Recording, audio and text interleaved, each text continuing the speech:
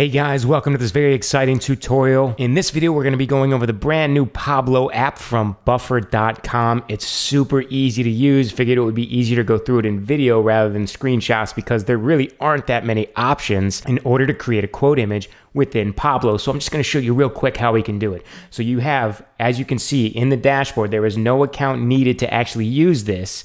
You have the image selection, you have size selection, whether it's for Pinterest, Instagram, or Facebook and Twitter. You can add filters to adjust the background image. Here's where you add the text, and then you can add your own logo for like a watermark or something like that if you want to do that, which we highly recommend, okay? So I'm going to go ahead and make a quote image just to show you guys how easy this is. First thing I'm going to do is I'm going to select an image from here. You can upload your own, but they really do have a great selection here, and I'm going to search, let's say beach, and see what we can find here.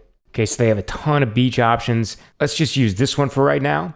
And you'll see it loads up real quick, and then we can mess around with some of these options here for the filters. As you can see, it's kind of muted. That's because of this light contrast filter that's on. I can turn that off and get this really nice photo, or we can use any of the other ones that they have here. You can do light blur, do grayscale, that kind of thing. I'm just going to leave it as none for right now. Again, you can always upload your own image if you don't even want to mess with this, all right? I'm going to make it for a Facebook post, so I'm just going to leave this as the size, but again, you can select from Instagram or Pinterest as well, sizes it for you.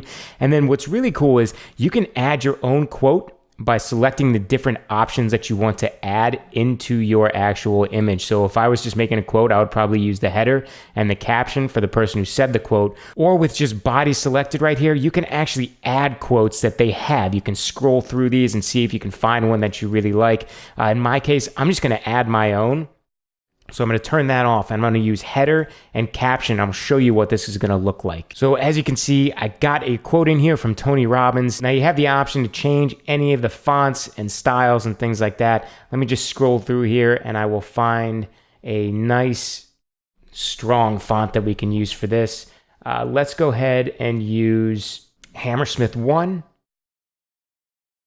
Make this a little bigger so it's only on one line, and then we can raise the size a little bit. So again, you can just kind of mess with the settings here. And like I said, Tony Robbins is the author of this quote. So I'm going to go ahead and scroll down and let's see if we want to change the fonts here.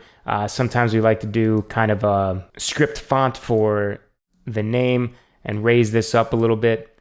Kind of make this small so we can position it on the right hand corner. And there we go. We have an actual quote image right now that we could download. But I'm going to click on this insert logo and graphics so I can actually watermark this to a brand. So as you can see, I uploaded my logo and you now see you have some options here.